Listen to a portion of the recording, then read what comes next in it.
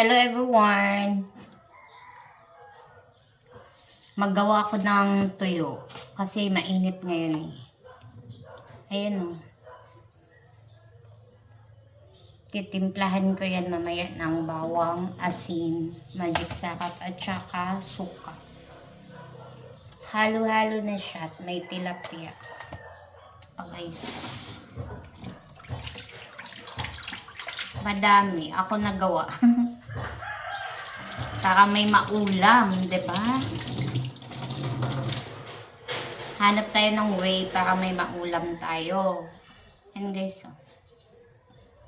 Tinanggalan ko ng mga bituka. Tapos yung sa may ulo, hasang. Okay. Dahan-dahan lang talaga kasi nasusugatan na yung kamay ko.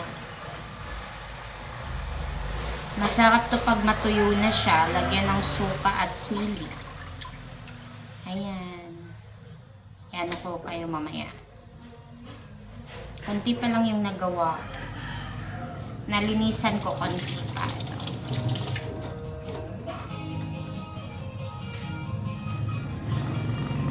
Tapos katapos ko lang maglaba. Yan guys, oh. 'Di ba? Ayan, gawin ko yun siyang tuyo. Sandito pa, marami pa. Wala pang linis eh. Tatanggalan ko yan siya ng mga bituka at saka hasang. Halo-halo na siya, tilapia na maliit at saka yung banak. Ayan. Eto. Diba? Halo-halo na yan.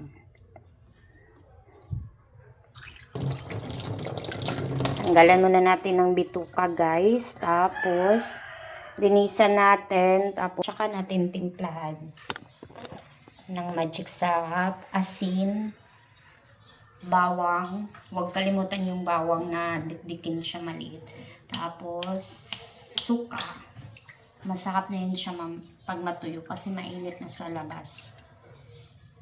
Wala, sana hindi muna uulan kamo kasi naglalaba ako.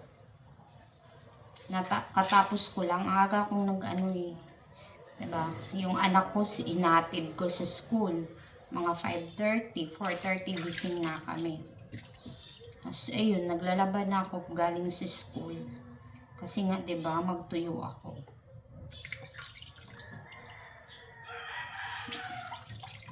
Dami ng,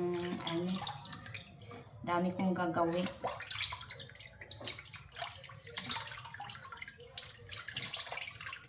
Ayan guys, malinis na siya. Diba?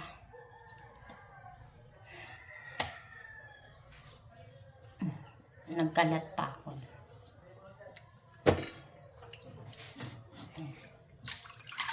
Tapusin ko muna yung ginagawa ko guys. Habang tinapos ko, manood muna kayo. Gawa muna ako ng video, diba? Para may i-upload naman.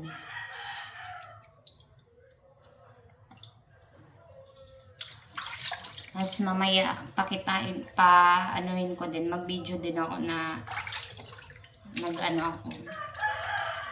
Tapos ibibilad natin. Tanggalan natin ng mga bituka at hasang para malinis.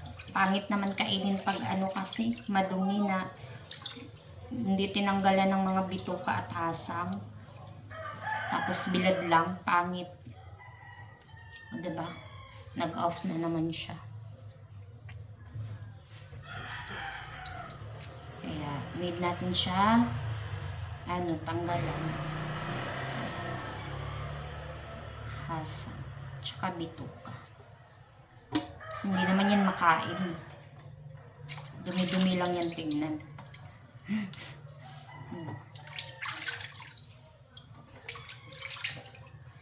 Alone lang ako guys kasi yung kuya ng anak ko nag-school na din, nasa school na din. Tapos yung anak ko nasa school na din. 9 AM yung pasok ng kuya niya sa school. Ako na lang mag-isa. Maglinis, ganun. Tapos mamaya magluto na naman ako ng lunch nila kasi uwi yung kuya niya dito ng ano eh, mga 12. Tapos back to school na naman, mga 1 to 4. Ganyan yung klase ng kuya niya. 9 to 12, then 1 to 4. Tapos yung anak ko naman, 6 to 12 lang siya. Kaya susunduin ko na naman yun mamaya. Bago mag-12. Kaya bilisan natin. Dahil kailangan pa to siyang i-marinate bago ibilad. Marinate ko muna. Tapos maya siguro mga galing ako sa school, ibibilad ko na kung mainit. Kasi kung alanganin naman sa init, hindi ko muna ibibilad. I-marinate ko na lang, lagay ko sa ref. Para mag-absorb yung marinate. Diba? Para mag-ano siya sa isda. Para magkakalasa. Masarap. Diba?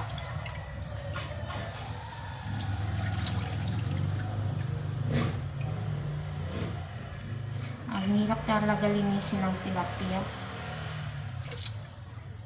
O siya, bye-bye na muna everyone. Mahaba na po yung video ko. Sige, habaan muna natin. Patuloy muna natin.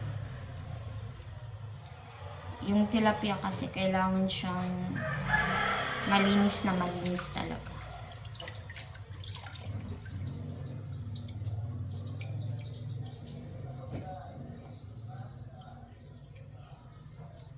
Dahan-dahan lang kasi nasusugatan ako kanina pag ano nito eh, pagbiak.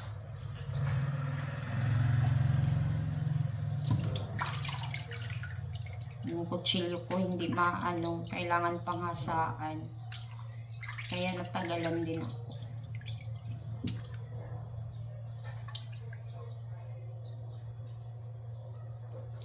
Hirap na tanggalin ang asang.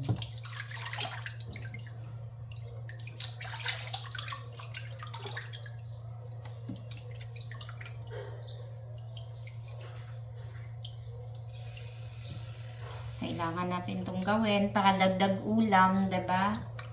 Mahal yung mga bilihin ngayon. Ako, okay na ako sa tuyo eh. Dito ako lumaki. Pero hindi ako nagagawa nito dati. Natutunan ko lang ito nung andito ako sa Manila. Dahil may nagtuturo sa akin kung paano gawin. Pag uwi ko sa amin, magagawa ko nito para hindi na din sila bili-bili ng bulad na sa palengke talaga talipapa. Ako na magawa, diba? Turuan ko sila how to do this, diba?